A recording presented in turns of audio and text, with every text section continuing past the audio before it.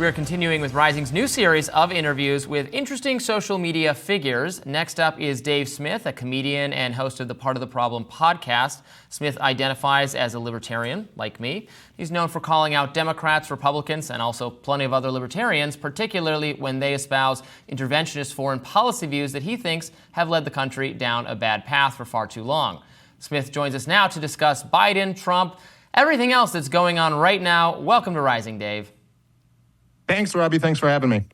So there's been some news this week. I don't know if you've heard the former president, Donald Trump, was almost assassinated, murdered. Joe Biden's not having a very good week and is sort of widely expected now to actually exit the ticket any day. I bet against it, so I'm going to be the moron here if my prediction ends up wrong. Of course, now he has COVID, which could be like his excuse because so many liberals and progressives still think that is so debilitating that, how could you even go on? What do you make of what's happening? Let's start with Biden. What should Democrats be thinking? Because the bottom line is Kamala Harris, she polls maybe a little bit better than Biden. I accept that possibly she would be a stronger candidate, although she still looks likely to lose to Trump to me. Yeah, well, I would say, number one, the major scandal here is that clearly President Biden wasn't vaccinated. So that's something we should be looking into. Because he said you're not going to get it. He famously said that. You can't get it if you're vaccinated. Well, okay, so I have been predicting for quite a while now that Biden wouldn't be the nominee from well before his catastrophic debate performance. But I wouldn't say, I was making the prediction not with 100% certainty. Much closer to 100% certainty now. It's just, look, politics, as much as people like me and you don't want to acknowledge this, voters who pay very little attention greatly outnumber voters who pay a lot of attention to politics. And overall, that's probably a good thing. There's too many of us. But just looking at the optics of this, which is what most people are going to look at, it's like completely unprecedented. There's nothing like the last 3-week stretch that I could even compare it to, where the optics are so bad for Biden and so good for Donald Trump. And obviously, he moved his head a fraction of an inch out of the way from being assassinated on national television.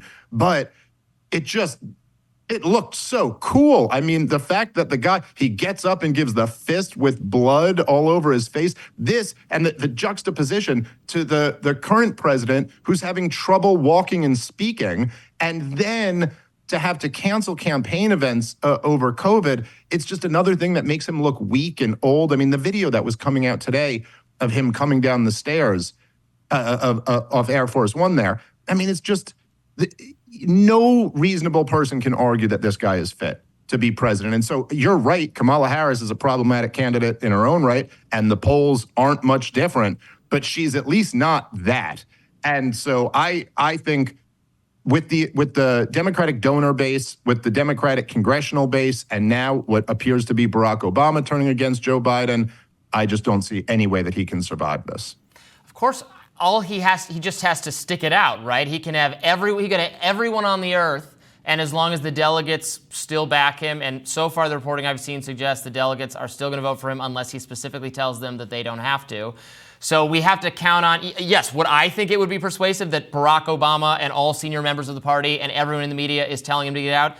Yes. But if at the end of the day, the only people he's listening to are Jill Biden and Hunter Biden, and all he has to do is do nothing and he gets it by default, that's what maybe I don't expect that to happen anymore. I still think that, because he clearly wants to be president. Both these men want to be president very, very badly. It's kind of like awe-inspiring is not the right word, almost terrifying how badly they hunger for more political power. Joe Biden, elderly, should be enjoying retirement, not up for this remotely whatsoever anymore, still seeking it.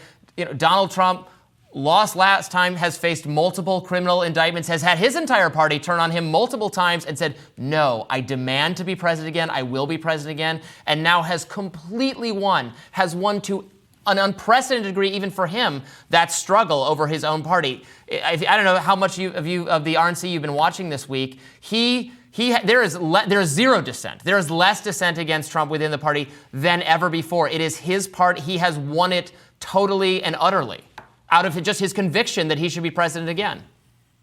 Well, look, I mean, the obvious asymmetry there is that Donald Trump has tens of millions of hardcore, followers who want him and only him to be the nominee. That's just not the case with Joe Biden. And the truth is, I saw some people on, oh God, I'm trying to remember who it was. I think it was somebody, I think on MSNBC, who was trying to spin it as if like, well, look, I mean, the Democrats are so much better. Oh, I think it was Brian Stelter, actually. I think it was on CNN, my mistake, that he was saying, well, look, I mean, the Democrats have these conversations about switching their nominee, but the Republicans will never have this conversation. But that's totally not true. I mean, look, however you feel about the guy, the objective fact is that in 2016, when Donald Trump was running for president, the entire Republican establishment was working against him. You had National Review ran their Never Trump edition. They pulled out Mitt Romney, the previous nominee, to give a speech saying anybody except this guy has to be the nominee. And of course, this year, a lot of the big donor Republican money was going toward, at different points, DeSantis and Nikki Haley. They were just rejected by the voters. The voters want Donald Trump. And of course, he was largely fueled by the raid in Mar-a-Lago and all of the other, court cases. And now, after this, surviving an assassination attempt, it's over. You can't get that guy out of the way.